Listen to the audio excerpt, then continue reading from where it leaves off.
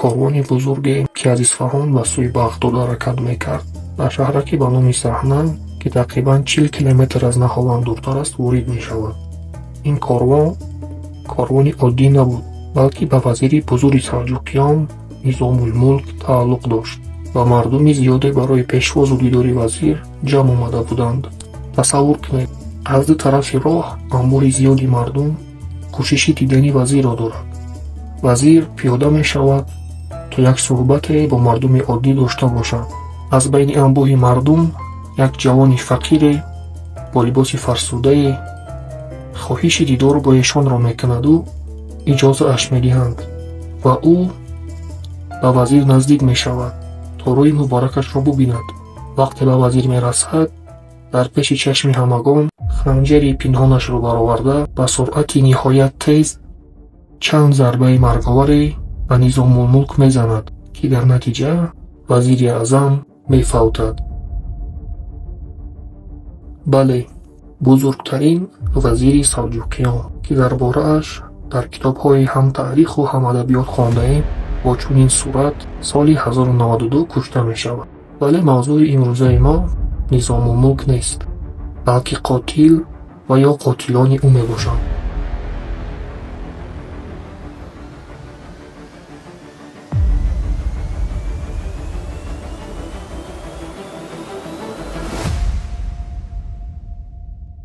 баъд аз куштораш қотил намегрезад ва аз сӯи аскарони вазир дарҳол кушта мешавад. аз рӯи манбаъҳо ин дарвеш фиристодаи ҳашашинҳо буд. ҳашашинҳоро дар ҷаҳони ғарб ассасин мегӯянд ва дар мавзӯи онҳо китобу филмҳои зиёде навишта ва коргардонӣ карда шудаанд. ҳашашинҳо шахсони мансабдору маъруфро дар байни халқ намоишкорона мекуштанд. онҳо ин корро на барои молу мулк, на барои оила мекарданд. барои пурра фаҳмидани таърихи пайдоиши онҳо ва барои маънидод кардани амалҳояшон мо бояд аввал ба умқи таърих назар карда ки будани Ҳасани Сабоҳро гӯем. Ҳасани Сабоҳ соли 1050 дар манотиқи Қуми кунунии Эрон дар оилаи шияи 12 имома ба дунё омадааст. падараш Али ибн Муҳаммади Сабоҳ яке аз ашхоси бонуфузи зодгоҳаш буд. оилае ки дар он Ҳасани Сабоҳ ба дунё омадааст хеле ба дин алоқаманд буд, вале ба побандии сахт ба дин ва обрӯи падараш нанигариста, Ҳасани Сабоҳ дар 17-солагӣ зери таъсири имомони исмоилӣ қарор гирифта мазҳабашро тағйир мекунад ва ба Миср сафар мекунад. вале чаро ба Миср? чун он ҷо аниқтараш дар шаҳри Қоҳира пойтахти хилофати Фотимӣ ки исмоилӣ буданд қарор дошт. ӯ бо мақсади илмомӯзӣ ва наздик шудан ба халифаи Фотимиҳо Мустансир соли 1078 ба Қоҳира меравад, аммо халифа Мустансир мефавтад ва дар дарбори Фотимиҳо набардҳои шадиди сиёсӣ байни фарзандони халифа рух медиҳанд. дар ин кашмакашиҳо писари калонӣ Низар мағлуб мешаваду аз майдони сиёсӣ ронда мешавад. ана қаҳрамони мо Ҳасани Сабоҳ тарафдори Низор буд ва баъд аз шикаст ба Эрон баргашта тӯли 9 сол махфиёна фаъолият мекунад. бар асоси мазҳаби исмоилӣ рафторонашро зиёд мекунаду ба тамоми гӯшаю канори Эрон барои дарёфти макони муносибе барои сохтани давлати худ сафар мекунад. дар охир соли 1090 ба қалъаи Аламут мерасад ва онро гирифта маркази давлате ки ҳоло ташкил нашудааст эълон мекунад. дар ҳамон сол Ҳасани Сабоҳ ва тарафдоронаш ки худро низориён меномиданд ба сохтани як навъ давлат ва паҳнсозии мазҳаби худ оғоз мекунанд. дар муддати чанд сол дар ҳар гӯшаи Эрону Хуросону Шом қалъаҳои тасхирнопазирро аз худ намуда шоҳигарӣ ё имомияти худро ки сарҳад надошт таъсис мебахшанд. он замон ایران زیر اداره سلجوقی ها بود و حسن صباح تمام انداز و قاعده و قانون های آنها را رد نموده در منطقه های زیر اداره داشتهش قانون های خود را جاری می سازد. حسن صباح بر اساس عقیده داشتهش یک مکتب جدید می سازد و نامش را اسماعیلیان نظاری و یا نظاریان می گذارد و انا همین نظاریان و حششین ها هر دو یک گروهند. یعنی حسن صباح پیشوای دینی و عرفانی نظاریان بود و او این گروه را تشکیل کرده است. البته پیدایش چنین یک دولت عجیب و غریب به سلجوقیان خوش نمیآید و بین نظاریان و سلجوقیان چند نبرد کشاد میپیوندد که به غالبیت سلجوقی ها انجام مییابد. وضعیت را دیده حسن صباح میفهمد که به جنگ های روی راستی نتیجه خوب او را انتظار نیست و به خلاصه میآید تا یک تا و گلچین کرده سرلشکران و وزیران و امامان سلجوقی را نمایشکارانه قتل کند تا هم وهم در دل مردم باشد و هم دولت بسازد. این فکر او برای تقریبا 200 سال خوابی دهشتناکی اشخاص وظیفه‌دار تمام زمین‌های اسلامی می‌شود. اولین قربانی آنها نظام الملک قرار می‌گیرد که درباره‌اش ما علیکه گفتیم. بعد این حادثه آوازه و روایت‌های زیادی درباره حسن صباح و پیروانش پیدا می‌شوند و با هر کشتار نو این روایت‌ها عجیب‌تر و دهشتناکتر می‌شوند و همین لقب حششین از آوازه و دروازه پیدا شده است که به قول حسن صباح پیروانش را با حشیش سخت آشنا می‌کرده است تا از گپ او بیرون نآیند و هر عملیات را به خطا انجام دهند. یا به روایت دیگر کلمه حششین به معنای گیاه است و نظاری‌ها گیاه‌های شفابخش را سودا می‌کردند و از همین جا نام حششین را صاحب شدند. نکته مهم، نظاری‌ها هیچگاه خود را حششین نام نبردند. در مورد استفاده حشیش شاید این کاری دستی دشمنان آنها باشد، زیرا حسن صباح پسر خود را با شبهه نوشیدن می کشته است. و خود قضاوت کنید، نوشیدن می کجا و استفاده حشیش کجا؟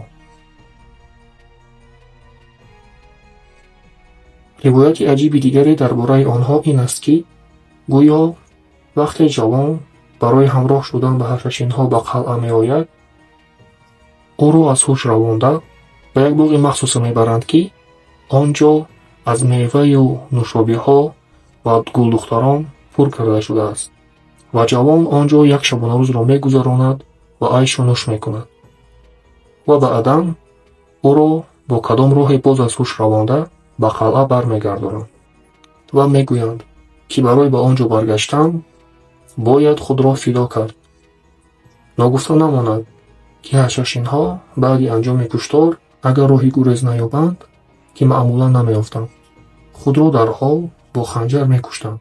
اگر پیش از خودکشی به دست رفتند و خنجرشان گرفته شود، زهر تازه زبان بودهشان را میخورند و میمیرند. از همین سبب آنها را فدایی نام میبرند.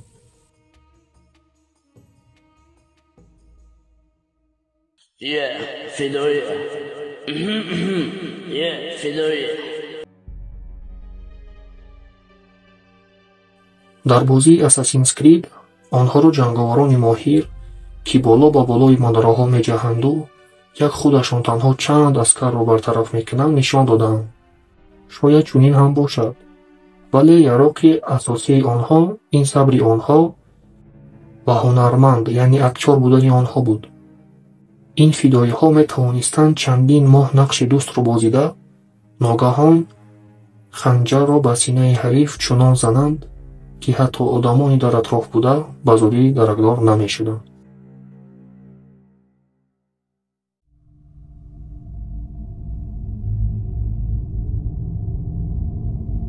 بعد از مدت کوتاه از مرگ نظام الملک شاه سلجوقیان ملکشاه میفوتد و خیلی عجیب میفوتد. او را زهر داده میکشند. در مورد فوتیدن او روایت‌ها کم نیستند، ولی از پشت آنها نخواهیم رفت، بلکه بر رویدادهای بعد از مرگ ملکشاه خواهیم نظر کرد. بعد از مرگ ملکشاه در دربار به سر و سامانی‌ها آغاز می‌یابند. جنگ‌های شدید بین میراثداران تخت سلطانی آغاز می‌یابد که در آخر سلطان سنجر به سر حاکمیت می‌آید و کمی هم باشد وضعیت را زیر دست خود می‌گیرد. ولی در این بین حسن صبا از فرصت استفاده برده دولتش را خیلی مستحکم می‌کند. حتی در دربار سلجوقیان یک چند جاسوسی خود را می‌گذارد که سلطان سنجر را به قول تلخ می‌کنند. جاسوس‌ها شبانه رفته در بغلش در نزد سرش خنجر و نامه گذاشته غیب می‌زدند. این یک نوع اشاره بود که هوشیار باش، از دست ما هر چی آمدنش ممکن. حسن صبا چنان قدرتمند شده بود که یک امپرای بزرگ را چنین می‌ترساند. حشاشین‌ها بسیاری از اشراف‌زاده‌های سلجوقی را از بین بردند. مثال به قتل نظام ملک دفاع نکرده دو فرزند او را نیز می‌کشند. یکی را در مسجد شهر اصفهان بعد از ادای نماز جمعه، دیگری را در مسجد شهر مرو. البته این همه ضربه‌ها را می‌توان یکی از سبب‌های پاشخوری امپرای سلجوقیان نامید.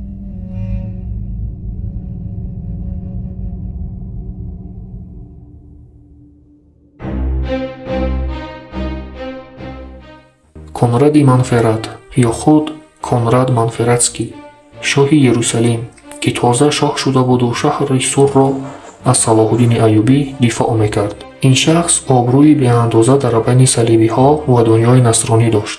سال 1192 شاه یروشلیم کنراد منفردسکی در شهر سور از جانب دو قاتل کشته میشود. از روی روایت‌ها قاتلان دستگیر و قایل شدند که نیزاری‌اند. خبری مرگ کنراد منفردسکی با سرعت خیلی تیز به اروپا می رود و همه را در حیرت می گذارد. کشتار کنراد تا هنوز هم موضوع بحثی تاریخ‌نگاران است. بعضی ها می گویند که حشاشین‌ها را صلاح‌الدین ایوبی روان کرده است. بعضی ها که این کاری دستی رقیب او ریچارد شیردیل و یا ریچارد لاینهارت و بعضی های دیگر می گویند که این عمل قصاص بود. شاید در کجای کنراد از راه حشاشین‌ها گذشته است. ولی این حالا مهم نیست. مهم این است که کنراد از دست حشاشین‌ها کشته شد و این خبر به اروپا رفته به افسانه‌ها مبادل گشت. کشتارهای حشاشین‌ها با کنراد انجام نمی‌یابند و آنها یک قطار اشخاص مهم نصرانی‌ها را برطرف می‌کنند. حتی به شاه آینده انگلیا ادوارد یک در شهر اکره هجوم می‌کنند، اما کشته نمی‌توانند. از روی بعضی گفته‌ها حشاشین‌ها به صلاح‌الدین هم حمله بی‌قرار انجام می‌دهند. مرکزهای نصرانی که در نزدیکی‌های قلعه‌های حشاشین‌ها بود به نظاریان باج می‌دادند تا از خوف آنها در امان باشند. حشاشین‌ها به تعدادی کم بودنشان نگریسته از خراسان بزرگ تا افریقای اروپا تمام قوه‌های زمانشان را حداقل یک بار غمگین کرده‌اند.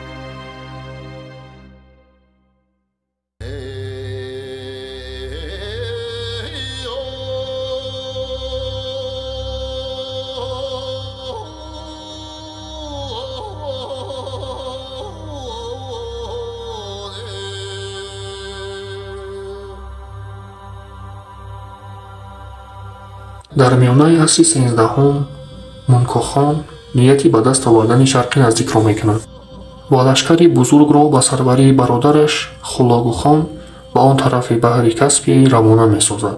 در سر نیزاری‌ها آن زمان رکنالدین خورشاه قرار داشت و معلوم است که مقابل این دهشت زمانه او عکس‌العمل نشان داده نمیتوانست. سال 1256 قلعه بزرگ نیزاریان علمود به نبرد تسلیم می شود.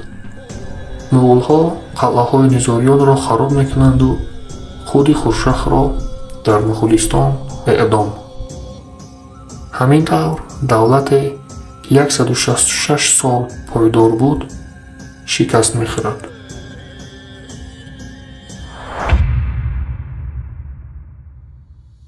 دولت شکست میخورد اما نیزاری‌ها نیست نمیشوند. آنها تا حال وجود دارند و در زمان ما تقریبا از 10 تا 15 میلیون نفر را تشکیل میدهند و در سراسر جهان قرار دارند.